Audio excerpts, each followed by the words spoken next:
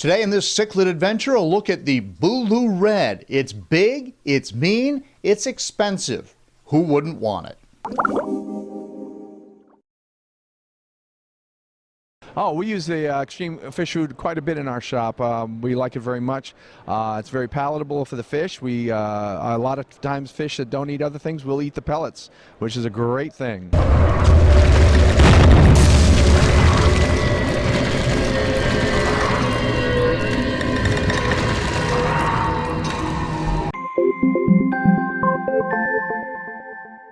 Hey everybody, John here with another Fincast. Today it's another cichlid adventure and we're talking about the Petrochromis Bulu Red.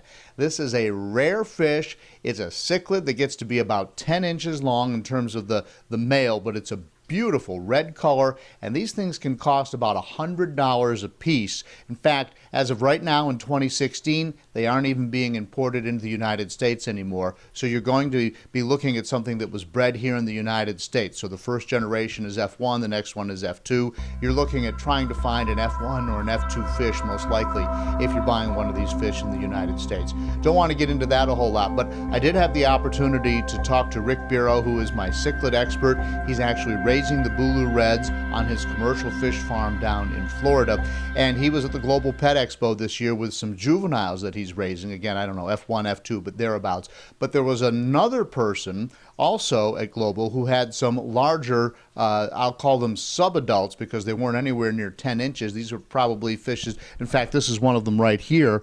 That fish was probably about 4.5 to 5 inches long, but you can already see the beautiful red color, and I don't know if you can see the teeth on this critter, but this is a mean-looking fish when you get up close to it. But the person who was displaying this particular fish is a guy named Leif de Mason, and for you cichlid keepers, if you're familiar with the African cichlid called the Demasoni, well, that's Leif de Mason. He's the person credited with discovering this fish years ago, and I believe that's in Lake Malawi. Anyway, so here's what Rick Bureau had to say about the Bulu Red.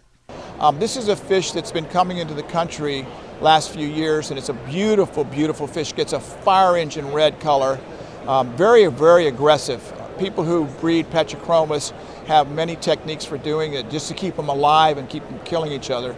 But it's such a beautiful fish, it's worth the effort.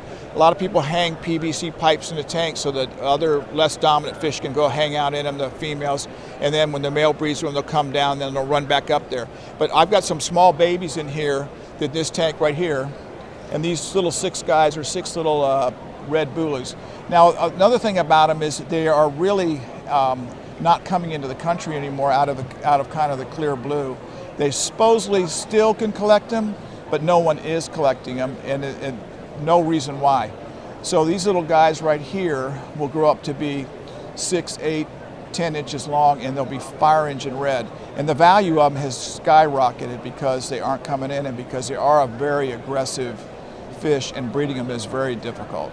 So these are juveniles, so they're just kind of a little silver fish, right? Yes. They're not real impressive right here, but I've got some B-roll that will show. Yep. All they have is an adult one. Yeah, all they have is a little bit of stripes on them, and at the top they have a little bit of orangey on their dorsal. But when they get to be big, they are incredible. They're actually incredible. And right now, there's people who have gotten the adults who are doing a good job working on them, trying to breed them. So that's what you'll be seeing. You'll be seeing F1 and F2 babies, unless somebody starts bringing them in again, which may or may not happen. Why are they prohibited, and what's going on with it? It could happen that they could all of a sudden make it into a park, the area into a park. They could consider it overcaught. For whatever reason, often the reason is it's just not worth it for these guys to go get them anymore because of the distance or the difficulty of collecting them, and they can collect the common stuff right by them, and they won't make the effort. But on this particular fish, I was told that it was actually shut down for a while, and no one knows particularly why.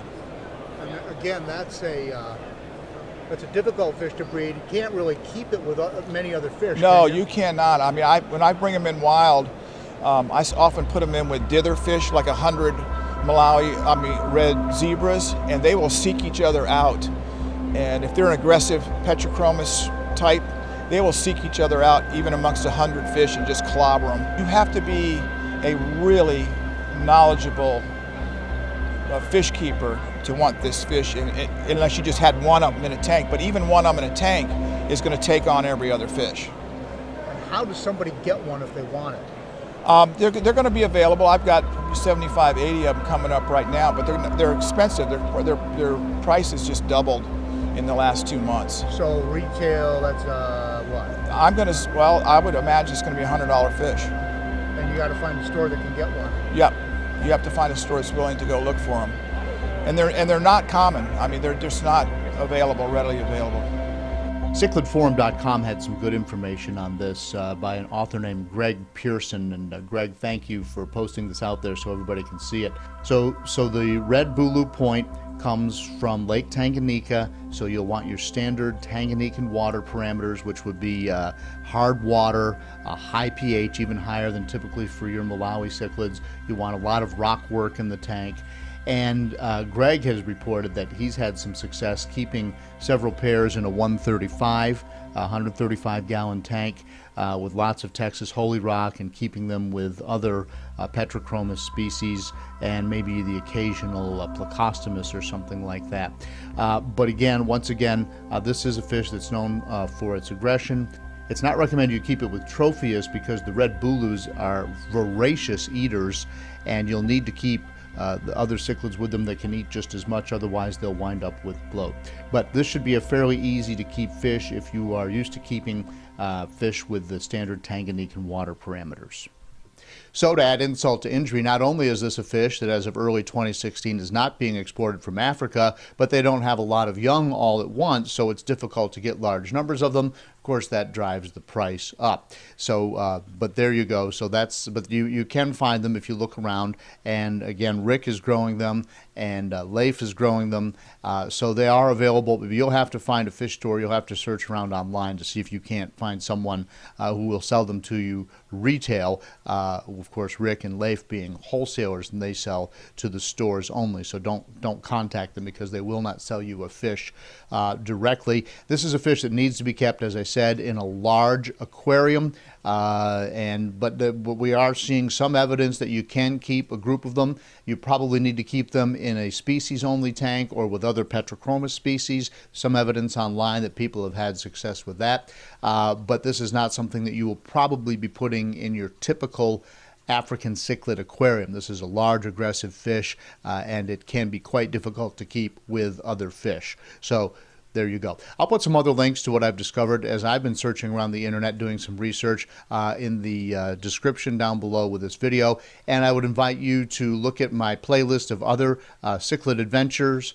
There's lots of good information out there. I've done lots of interviews with Rick, and you might even be interested in hearing about some of Rick's exploits when he was one of the very first people in the United States who was starting to bring cichlids over from Africa, because back then it was sort of the wild, wild west, and he sort of developed the African cichlid trade along with a couple other people, but he clearly was one of the pioneers. So take a look at that. Please leave me a comment down below. I always appreciate it when you leave me a comment. Give me a thumbs up. That helps my distribution on YouTube, so we can get Fincasters out there to more people. And of course, if you're a YouTuber, you're always looking for more views, and that is definitely appreciated. And if you have a question, or if you would like to see a profile on a specific fish, this particular fish is one that came in from one of my Fincasters viewers. I'll be happy to see if I can't seek that out and try and find something that you're interested in. Thanks for watching, and I'll see you in the next Fincast.